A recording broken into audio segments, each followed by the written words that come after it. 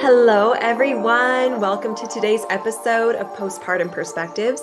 I'm one of your hosts, Julia Kavanaugh, and I am a teacher at Postpartum Doula Academy. I'm also a birth doula, postpartum doula, and newborn care specialist.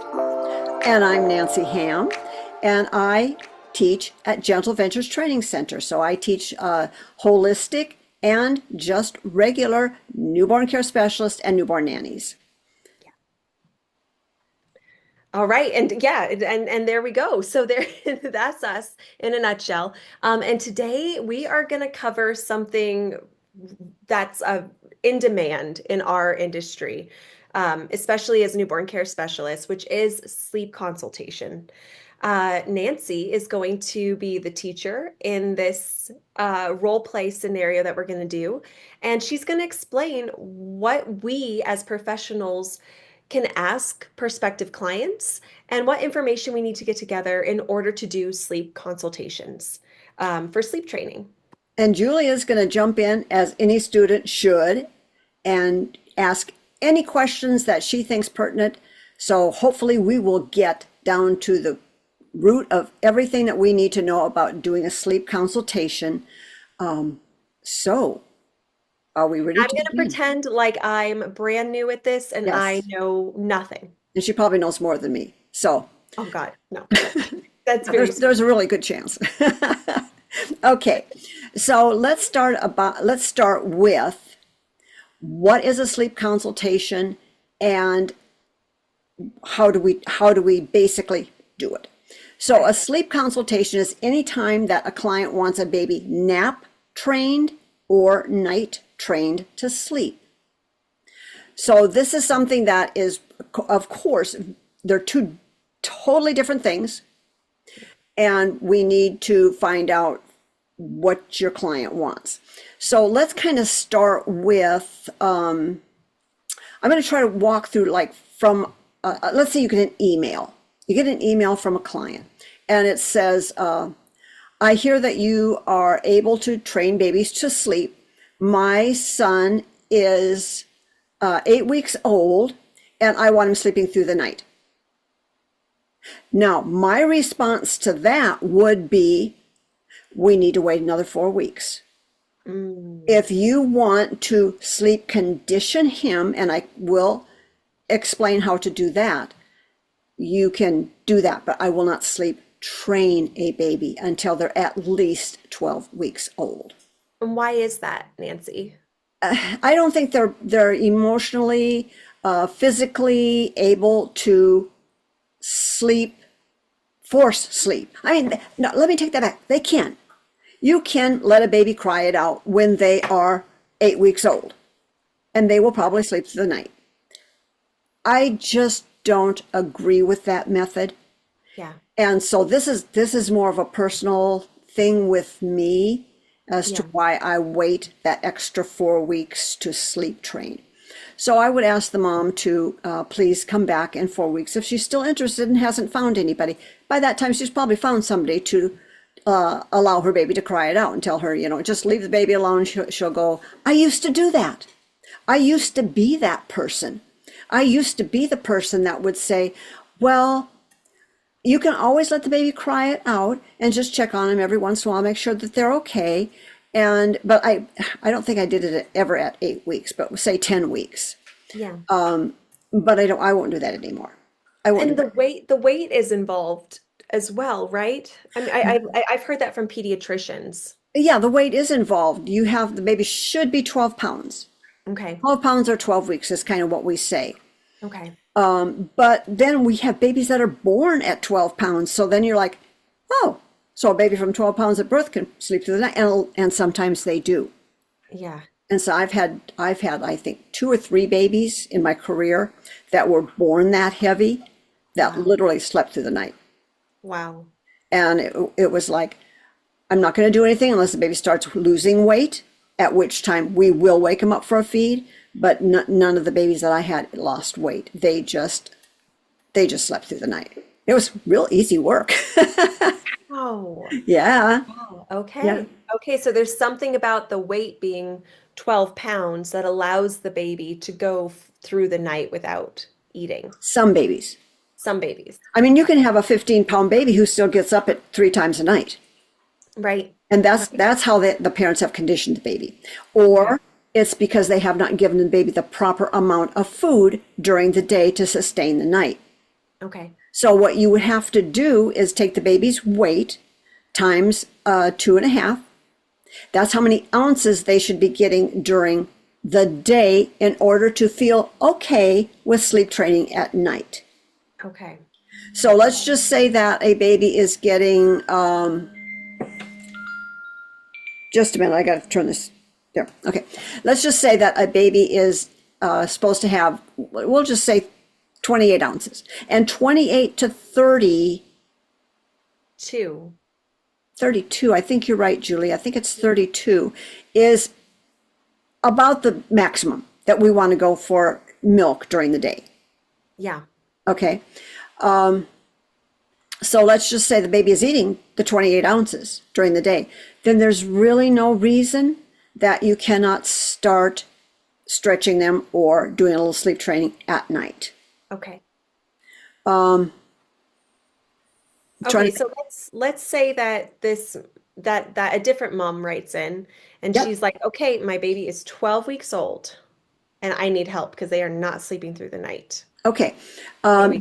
The first thing I would probably do is write her back Okay. and say, and ask her a few questions just to make sure she's on board, and then schedule probably like a 10-minute phone call just Okay. just to make sure that we're on the same page. Okay. And I wouldn't charge for that. Okay. However, I would tell her I schedule a 10-minute call. If the call goes over the 10 minutes, I will have to charge you. Okay. So I don't want you guys to do things for free, but I want you to be a little bit lenient with the client in the beginnings to give them an idea of how much this is going to cost them, how long it's going to take. They're not going to just want to fork you over $700 and say, yeah, now what? It's going to be, they're going to ask questions first. So that's kind of what this 10 minutes is for, just to get, so you schedule an appointment, and then let's just say that they're at the end of the 10 minutes, they're like, I still want to do it. Yeah. Then I would go ahead and send them a questionnaire, a sleep training questionnaire, and get some questions answered before I take this position on. I'm not going to just go into a job because it means money in my pocket. I'm going to make sure that the baby and the clients are ready for this transition. So how do you do that? Like what kind of questions do you ask so that you know that they're ready for this kind of transition? Well, the first thing I would do is I ask how many times they're getting up at night now, Okay. and what their process is to get the baby back down. For instance, do they just take the baby in bed with them? Or do they nurse the baby? Or, what do they do A lot of generally? parents that do that. Yeah, yeah. And then I kind of want to know mom's psychological view on, let me change that a little bit. I want to know why they want to sleep train the baby. Okay. Is it because they're so sleep deprived they can't do it anymore? Or is there some reason they want to have the baby sleep trained? Is it that they can't take the crying? Are they okay with baby crying a little bit? Because there will be a little bit of crying with sleep training also. Yeah. So these are just really superficial questions that you have to ask. What do you think about those? Like I've seen these programs advertised or like the no tears method for sleep training. They're lying. They're lying. They're Okay. lying. Yeah. I have never seen a baby that will transition from getting up 3 times a night to not getting fed because they're getting fed the correct amount during the day and have no crying involved. I mean, it's just, they're It's lying. false advertising. It's false advertising. I have never seen it happen. Now, Okay. if you do the sleep conditioning starting at birth and sleep condition the baby, where you gradually get enough ounces in them to gradually stretch them at night, that can be no tears. Okay. that can be no tears. But when you've let this baby do whatever they want for 12 weeks and then are say, okay, we're going to change your life now, kid, and I hope you enjoy it and no crying. That's not going to happen. It's not going to happen. I wouldn't like that. I wouldn't like that either. Yeah. Yeah, I agree with you. Yeah. So let's talk a little bit about how much you would charge for this, Yeah. because that varies quite greatly. Okay. When I first started doing sleep consulting jobs, I charged $150 a consultation. Okay. And then I gave them, they could call me as often as they wanted to. Yeah. And I just really gave them everything. And I had great success. I really did. Yes, Wait, when you say you charged $150 at night, do you mean for the to go whole consultation that I did over the phone. that you did over the phone? Okay, That so I you did were over the like phone. on call for them? Yep. Okay. I did like I said, I did it all. And at that time, I was just so happy first to have the work. Yeah. And it was additional work. I was still working at night, but it was always, I would ask them, unless it's an emergency, please don't call me at night because I am working, another job. And they were really good about it. But anymore, I wouldn't do that because people will take advantage of you. And my price has gone up quite a bit since then too. Okay. So it really depends on if you're going to go in at night or if you're going to do the consult over text and email or phone. So I have boundaries that I set now. If I go in, I will go in for 1 week. It has to be a week because babies backtrack. Oh, during the sleep training process. Yep, you're on night 3 and let's say that usually by 3 nights, no matter what method you use, they're pretty close to sleeping through the night. Wow. And so then let's just say we've got another, and they do it. Let's say they do it. Okay. And so then the next night you sleep because, oh my goodness, this baby is finally sleeping. Yeah. And the next night they sleep. And then the 6th night or the 7th night, they're up. They're like, okay, had enough of that. I'm going to see if it's going to work if I cry again. And so they wake up at 3, 4, 2, whatever. And so you have to reinforce it again. And usually you only have to do that once, but I don't like to leave parents with a baby that hasn't gone through that backtracking Okay. because they don't know how to handle it. Even if you tell them how to handle it, I picked the baby up and I rocked her. And I'm like, I'll be back next week.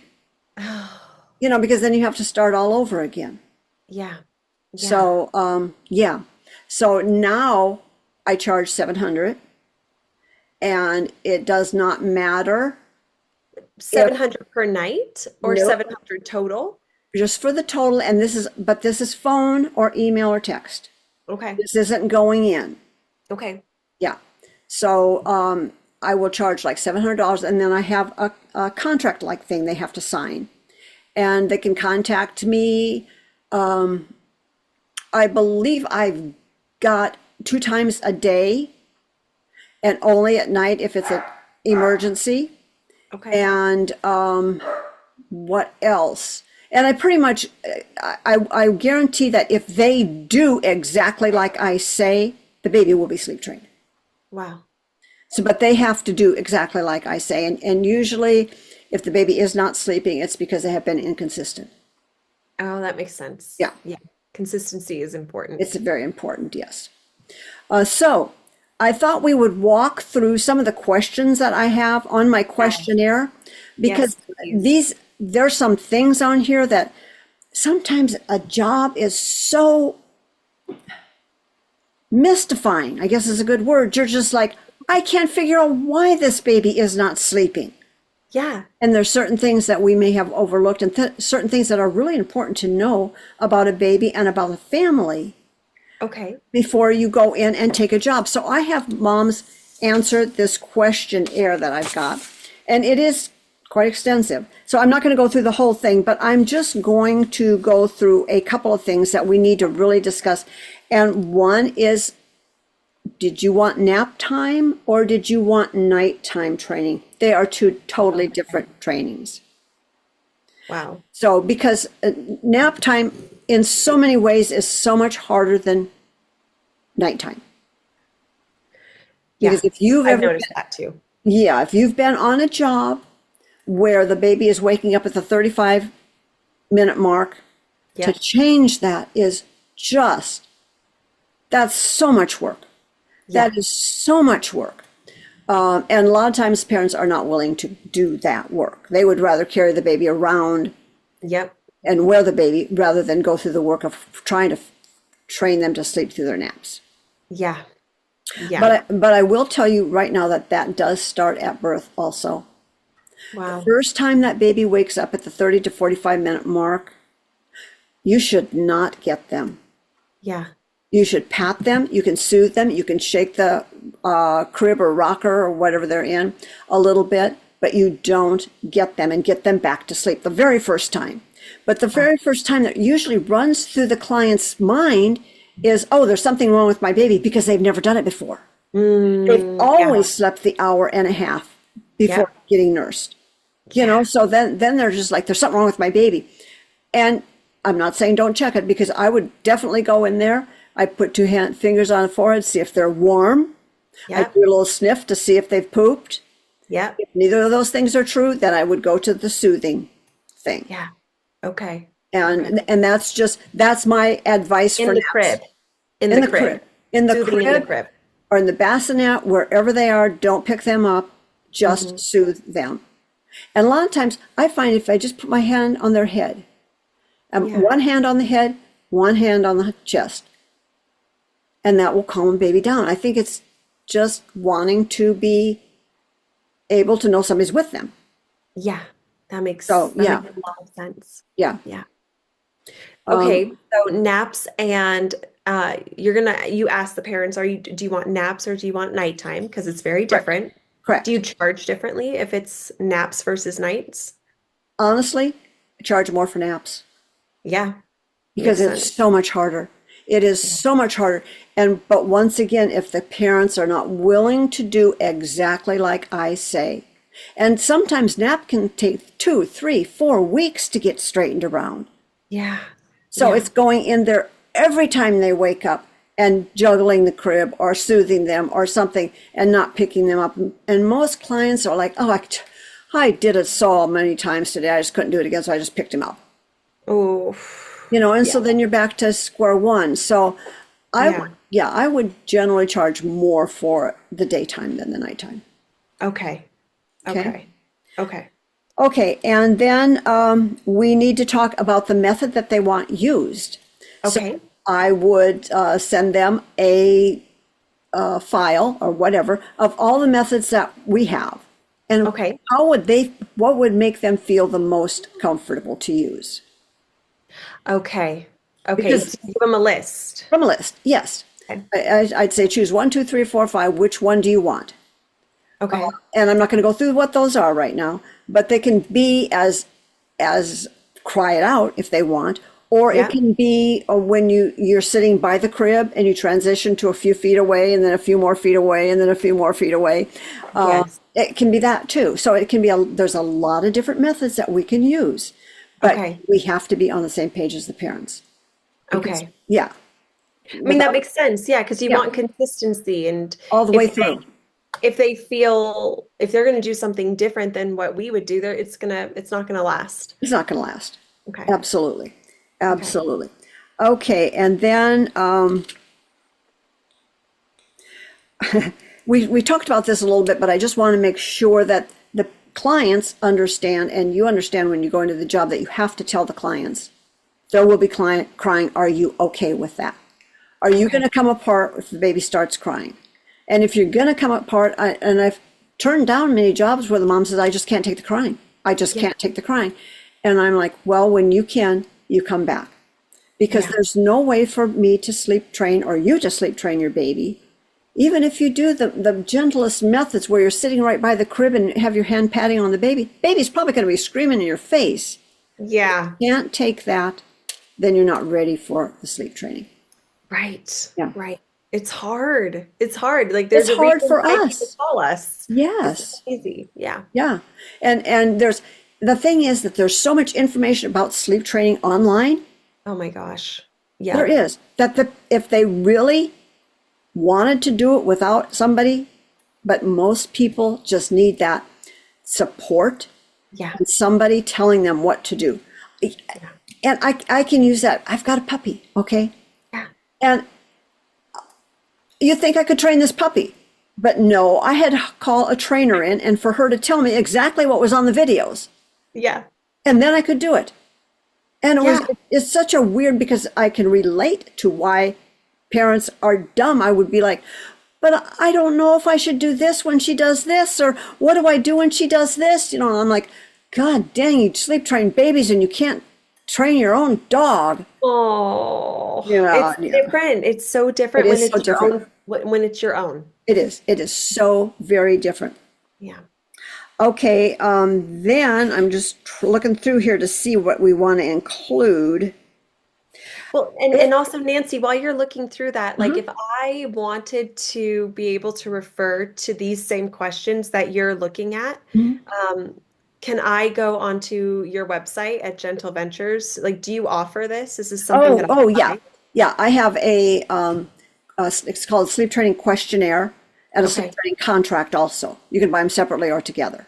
Awesome. Okay, so all the questions I Yeah, could buy and the consult I could buy. not the consult, Or right, not the consult, but the the contract contract. The contract. and the Okay. questions. Yeah, And the they're questions. either Perfect. they're two separate entities that you can buy together if you want to. Awesome. Thank you.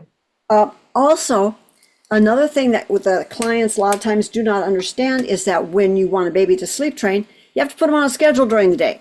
You can't willy-nilly feed them whenever you want to and hope it's going to equal the amount and hope that your baby understands that at 7 o'clock they have to go down. There has to be some kind of schedule so the baby knows, okay, now I have to go to bed.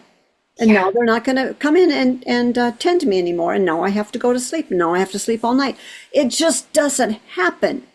Right. You've got to create the schedule for them to feel comfortable in that. Right. And most babies, as you know, Julia, their biological clock is set to go off between 6 and 7:30 for bedtime. That's right. So I had a lady the other day who couldn't understand why her baby was not sleeping at night, had no schedule during the day, and put her down at 9:30 at night. And the baby was up all the time for naps and nighttime. And I was like, honey, that baby is so sleep deprived, it doesn't know which end is up. Wow. And you've got to get the baby on their own biological clock, which means getting them to bed a lot sooner. Well, that's just not convenient for my family. And I'm Yeah. like, okay, that's I see fine. that. Then you deal with that and call me when you're ready. Yeah.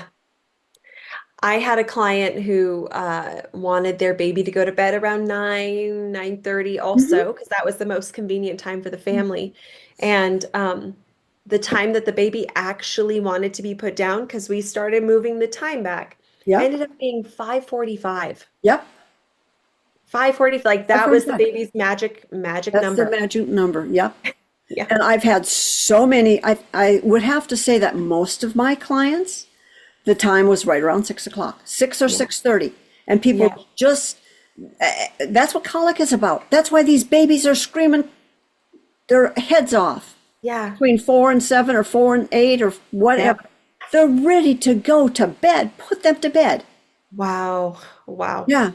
Yeah. Goodness It's gracious. it's so simple, but it's somehow so elusive for so Exactly. many. Yeah. Exactly.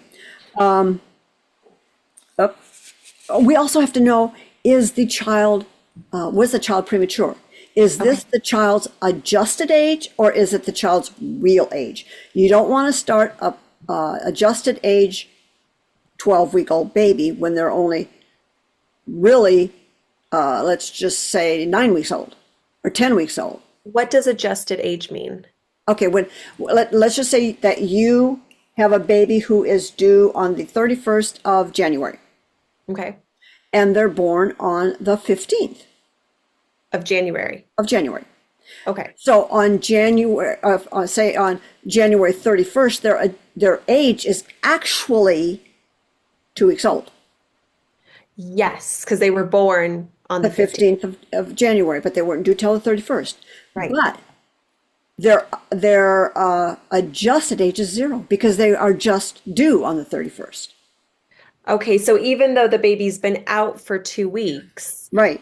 they Their are due only date, now reaching the due date. their due So date. their adjusted age, Mhm. for adjusting for the due date, is 0. Right. Got it. Okay. Okay. So we want to make sure that the baby is adjusted age is actually 12 weeks. Got it. And some babies, honestly, some babies it doesn't make a difference. Yeah. Babies, my dog training, some babies catch up really fast. Yeah, And it's true. so, yeah, and so it doesn't really make a difference. But then there's some babies that are just a little bit behind, but they're not behind. They're on their adjusted age. So Okay. they're not 2 or 3 weeks behind. That's just how their bodies are reacting and how their minds are reacting. Wow. Yeah, Okay. we have to be really careful with that also. Okay. We So want the to make age. sure that the baby is emotionally ready. Let's say that you are a week into this job and this baby is not responding. You Yeah. cannot, you might look at, is the baby emotionally ready? It may Okay. be that you just have to wait another week or two. If you're pushing too hard, wait another week or two Okay. and then see if they're ready. Okay. And how would you know that they're ready? Like they'll stop fighting it? Yeah, I would, if I had a baby that just fought it and it was just like, this baby just isn't going to do it. I've had to tell parents, this baby just isn't going to do it. Yeah. I just is not going to do it. I've had to stay a week or two longer on a job because the baby was just not ready. You just can tell when they just won't do it. And then it's like this light comes on Wow. and then they sleep all night. And you're like, oh, I guess they're ready now. It's, I think it comes with experience and with a little bit of intuition, Yeah. but you kind of just know when a baby's not ready. Wow. And some of them can be ready before. Some of them start getting ready by 8, 9, 10 weeks old. It's like they start sleeping longer and longer and longer, and you're like, oh, I guess they're going to do this. Wow. Yeah. Wow. So there's that. Okay. Okay, let's see what else we have to know. Is the baby on any medication? Okay. Now, there are medications that in the side effects, one of them Yeah. is insomnia. So if you have a baby that you're just having a really hard time with sleeping, whether it's naps or whether it's with nighttime, check on the long paper that came with your prescription and check and see if one of the side effects is insomnia. That would be really inconvenient if you're trying to sleep Yes. train and Yeah. one of the side effects of a medication is insomnia. That would be, yeah, that Julia, would be adding to the problem. what do you know what else? I know you know this. What else would cause a baby not to sleep? Outside factor? No. What? Oh, breastfeeding. Mom's eating caffeine. That kind of thing. If mom Oh, has like wow. I've got to have my cup of coffee in the morning, and my baby never sleeps for the first 6 hours of the day. Yep. Hello, and also chocolate. Yeah. A Because lot there's of people don't caffeine. realize how much caffeine there is in chocolate. Yeah. Are there any I other had a foods? mom, I had a mom who loved her chocolate. Uh-huh. Like that was her treat for herself. And so she ended up switching to white chocolate because it doesn't have caffeine. Or at least the That's type that she had. We Yeah, looked I it didn't up. know that. Yeah, Did the not know white that. chocolate did not have, or at least the brand of white chocolate that That she she had used. did not have. That is really interesting. Yeah. I I mean, did it's not not know that. sugar. You're Yeah, not getting the nice dark cacao bean and the antioxidants, but it's a way to have chocolate without having the caffeine. yeah. Yeah. Good thing I'm not breastfeeding because that would not cut it for me. No. I have to have my chocolate square. I have one square a day. Oh, That's all I have. beautiful. But I have to have it. It's just like I'm done eating my meal and I'm looking around and what else? Well, my square of chocolate. Yeah. So, Yeah. but anyway, I get it. I get how hard it is. I had this one lady, bless her heart, her baby had reflux, and Uh, we got her down to the bare minimum of what she could eat. I mean, she yeah. was eating chicken breast and baked potatoes without anything on them. I mean, it was just the blandest diet. Yeah. And then one night I walked in, and there on the counter was a candy bar. And little wheels start going in my mind, and I don't remember what her name even was. I remember what the apartment looked like and everything, but I don't remember the name. Yeah. I don't remember her name. I said, "Whose candy bar is this?" Yeah. She's like, "It's Oh. mine." And I Oh. said, how many are we eating? Are we eating like one a week?" And she says, Yeah. "No, I have to have one every day." Oh. And I was like, "Oh my goodness, let's drop that off just for 3 days and see if it makes a difference." Well, it made a huge, huge difference. Wow. So it's the little things that you don't think about for things we don't think about, like chocolate for reflux, but also for keeping a baby awake. Right. Yeah, Right. Wow. yeah. Wow. Okay. So, and also if mom's on any medication, that We want to might, know. yes, yeah, Okay. even if we don't know, we ask. Okay. We ask, are you on any medication? And I Only think if she's breastfeeding, though, right? I mean, if if she's it's breastfeeding, yeah. formula, we don't. Otherwise she can take whatever she wants. She can smoke Okay. pot. She can do whatever she wants. Okay. But I lost my train of thought now. Sorry. Yeah, yeah. No, that's okay. I think on the Medication. questionnaire there is what medications are you on? And then Okay. that gives you the chance to look them up Uh-huh. and see, does it cause insomnia? Because Yeah. if you're on a medication, it's passing through your breast to the baby and the baby is getting that. So it couldn't be something mom is taking. Okay. So these kind of things are special to know and easier to have mom fill out a questionnaire than to actually ask her. Because then Yes. pretty soon she's feeling guilty, about, oh, geez, I've been doing this all wrong. Oh, I'm such a bad mom. And we don't want anything like that. We just want the facts so we can research the facts a little bit. Right. Let me see what else I have here. Oh, I don't have my glasses on. That's why I can't see it. Hello. We did premature and we did medications. And mom's medications. Yes. So we also have to make sure this, I love this because once again, I had somebody call me the other day and it was a student and she just said, I just want to make sure I've got this right. During the daytime, we want the room as bright as possible when the baby takes a nap. Oh. And I'm like, no. And she said, that's just what I told mom. And I says, then you need to go back and tell her you made an error or whatever. What I tell her is this, blame it on me. Say you called your mentor and your mentor and told your mentor this. And she said, no, absolutely not. She said, and just tell her that it was my fault for not. Anyway, I took all the blame for it. But no, you do not want it bright. You want it as dark as possible. You want it to simulate nighttime. Yeah. So the baby thinks that it's time to go to sleep and will stay asleep. So as dark as possible, the noise machine on and swaddled if they're still being swaddled, if not in a sleep sack or whatever. Yeah. But we want to have it as dark in there as possible. I've heard, especially in the doula circles, like, oh, you want to get the baby used to having light during naps so that they're not dependent on a dark room forever. Um, and and that just is counter to this idea of like we want to tell the baby visually, hey, it's time to sleep. So if we've got light going on in the room, it's stimulating.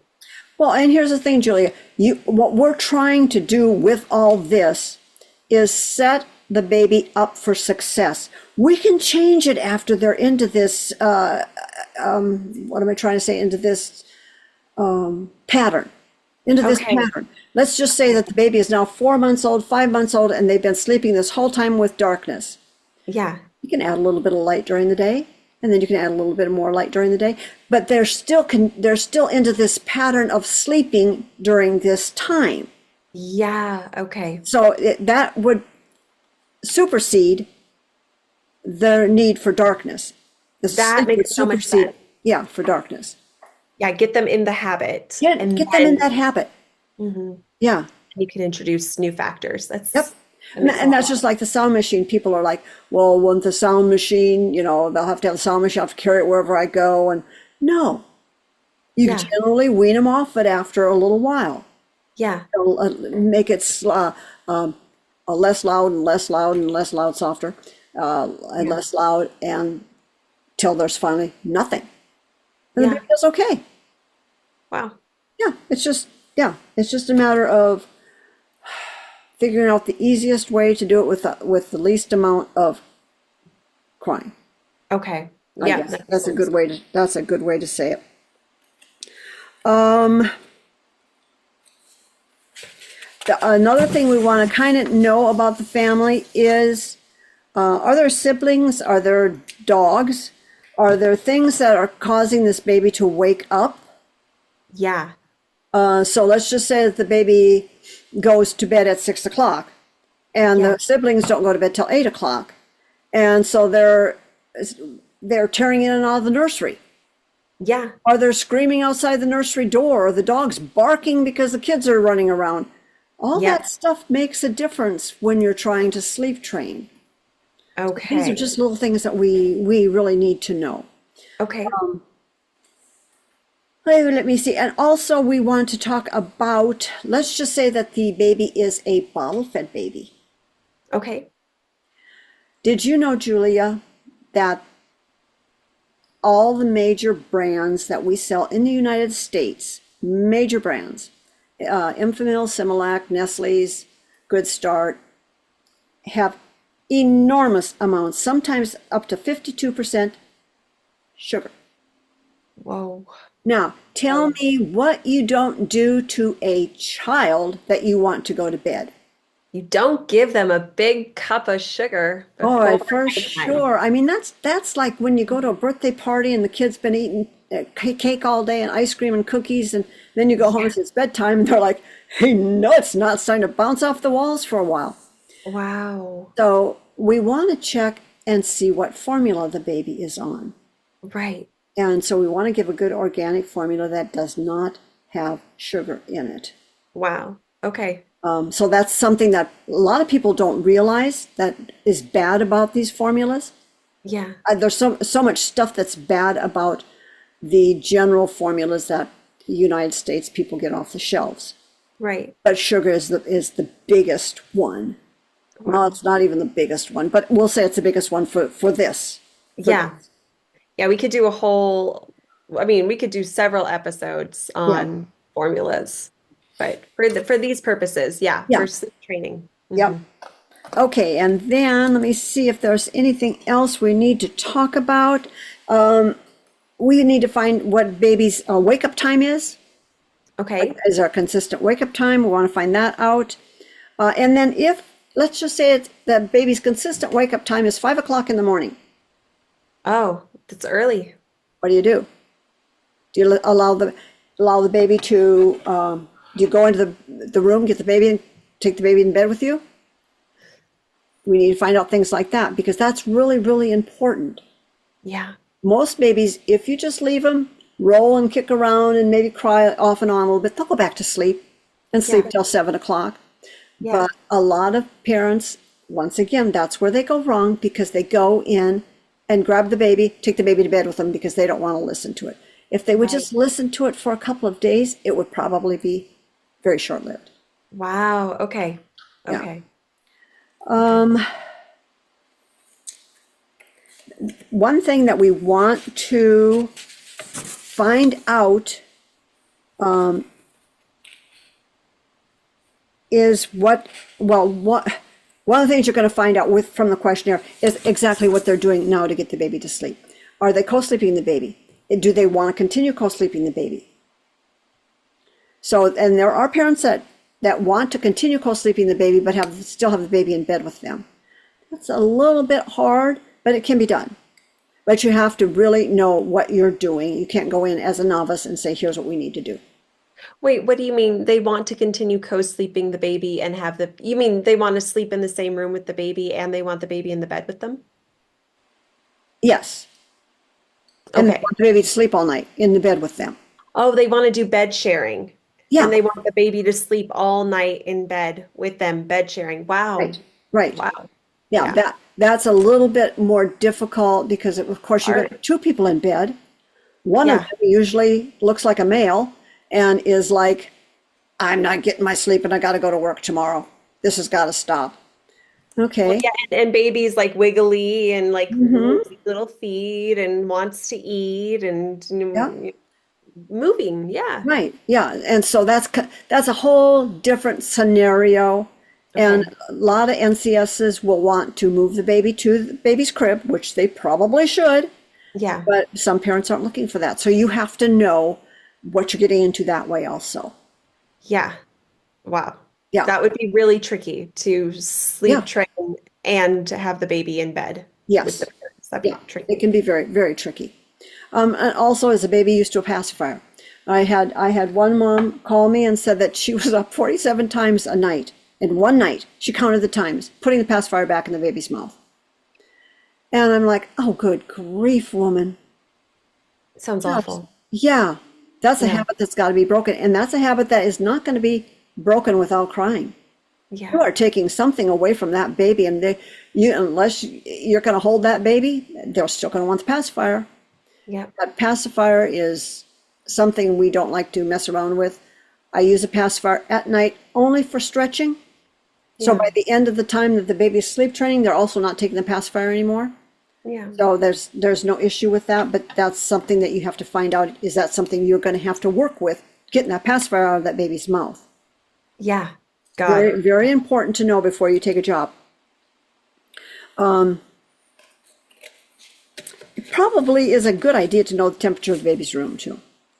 Oh, absolutely. Yeah, only because some parents don't understand that it is 68 to 72, Yeah. and some have it set at 83.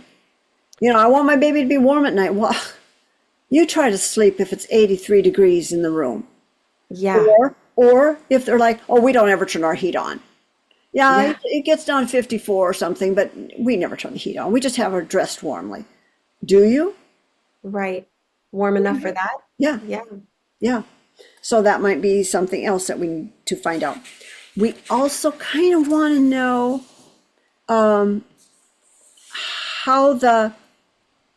what the parent's personality is. Okay. So is mom easygoing? Is she structured? Does she have to be in control? Or things like that. So we have a whole little section on the questionnaire. Is this their first child? Or is this their fourth child? You want to know things like that because going in is going to make a huge difference. If it's their first child, you're going to handle it one way. If it's their fourth child, mom's going to be like, do whatever you want, just as long as baby sleeps. Yeah. There's Yeah. totally different parenting styles, even for Yeah. the same mother. Yeah. Even for the same mother. And find out what dad's opinion of this is. Does he want this baby sleep trained, or is he okay to sleep in the other bedroom for the rest of his life? You have to find out what dad feels about this too, because this is a family. Everybody's important, and we want to be sure that everybody has a fair say. I love that. Well, Yeah. and honestly, most dads are like, I just want this child sleep trained ASAP so I can have my bed back to myself and my wife. I'm tired of this. Yeah. So dads are usually pretty good. Dads are a little bit thicker skinned than us ladies anyway. It's true. It's Yeah. true. Yeah. Biologically, that makes sense. Yes, it does. Mhm. Can you think of anything else that we need to cover or talk about? Well, so let's say that the mom, yeah, so like let's say the mom says, "Okay, yeah, I want to go through with all of this. Here's the I'll sign the contract and they send it off to you." Um, do you meet them in person first before you agree to work with them? Or is because it's a shorter contract, are you more okay with not doing an in-person meet and greet? Usually I will do a Zoom with them. Okay. I just do it just because I want to see their face and know who I'm talking to, Okay. if that makes any sense. Yeah. And for a week contract, I'm not gonna. Well, and how much do you charge if you're going in to do the job? If I'm gonna go in and do the job, I'll double my fee for just a regular sleep training. What does that mean? So like if If you I'm just normally going in for a week, if you're going in for 1 week and you're uh-huh, like, okay, normally I charge 45 an hour, but because I'm going into sleep train and it's only a week contract, I'm going to charge 90 an hour. yes, Wow. Okay. For yes, each hour that you're there. yes, Okay. yep. Okay. So they get, but some people, most people would rather have you come in. I mean, I never have had to, but people Yeah. have asked me to, will you fly in Wow.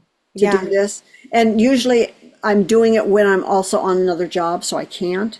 But I know Right. that a lot of people do. They just go fly to the family, train the baby for a week, fly home. Wow. Yeah. Wow. And so if you're doing it over the phone or Hmm. over email, um, you have like a standard rate that would be for the whole Yeah. week. How do you know what your rate should be for the whole week? Um, Once again, I would look at the questionnaire that they sent in, see Okay. how difficult this job looks like it's going to be. Is there going to be a lot of things that we're going to have to bypass to get this job done? How cooperative are the parents? Yeah. But generally, I will do a consult, and it's $700 for the consult. And then that's basically for the week. They have questions, they can call me, they can email me. I think I had a maximum of 2 or 3 times. It depends on if it's a nap or if it's at night, but 2 or 3 times a day. And that's for the following, for 2 weeks following time we get Okay. off our consult. And then that's it. Wow. Okay. That's it. And hopefully that the baby is sleeping through the night. Then if we have to adjust things, we can do that, Okay. but if I'm sitting in the privacy of my home and I do an hour and a half to 2 hour consult with them, Yeah. $700 is pretty good. Yeah. Answering the phone for a couple times and Do you send in like you know, special instructions that are like um yes, that make it look really professional? Like, do you have it on like with your logo at the top of the page and yes, attach like a PDF, like here you go, that hmm, type of thing? yes, Okay. I do. Yep. I actually had, no, I don't have one right now, but I used to have a booklet that I sent. Oh, It was wow. actually a booklet, and a hardcover booklet that I sent, and here's how to do it. These are the rules you need to follow. Wow. Yeah, but I haven't done that for a while. But that's really went over big. Do the rules change a lot depending on the baby, or is it The just rules are do they change pretty depending on the standard? baby. Yeah. Okay. So you have your babies that are standard, and Okay. I would say probably 60% of your babies are standard. Okay. And you have this 40% that is on pacifier dependent, Yeah. or is being rocked to sleep every night, Yeah. or there's just weird stuff. And after I kill my dog, I will talk more on that. She's joking, everybody. Oh, yeah. I adore my dog. Just a minute. I am going to close the door. I am going to close the door.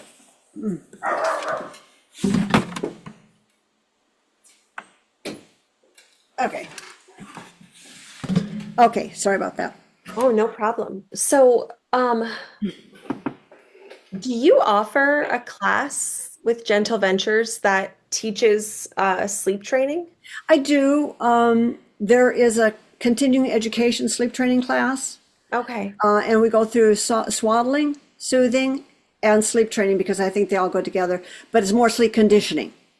Okay. But then I also have a part of that is sleep training. Okay. But we really we focus on the sleep conditioning because that's what most newborn care specialists do. Right. Because we're working with the newborns, Yeah, and after 12 weeks, they're not considered newborns anymore. correct. For Yeah, us anyway. Yeah. for us. Um, no, that I feel pretty good as a student, Yeah. ready to send out my questionnaire to people asking about Yeah. And just for like marketing purposes, yeah. I would get on all the moms groups Okay. and I wouldn't advertise that I'm a sleep trainer. A lot of them don't like that, but just when somebody asks a question, answer them thoroughly and Okay. and just say, you can DM me for more information. So I would get on all the social groups and do that. I would have Yeah. a little Instagram post that told you can tell them everything. You can tell them all your secrets. They still won't know how to do it. Yeah. They still Yeah. won't know how to do it, and you'll get good followers and you'll get good business. Wow. And also have a website, of course. Write blogs about sleep and things like that, and I love make that. that part of your business. Yeah. Okay. All right. Um, yeah, I'm good. Complete. I think so. Thank you so much, Good. Nancy. Thank This was you. You are really a great helpful. student. I wish all my students were just so knowledgeable.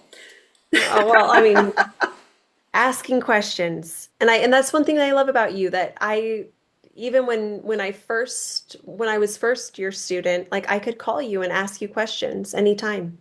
Do you know, I have students that I taught 15 years ago who Yeah. still call me and ask me questions, and it's just, you think after that long that they would know, Yeah.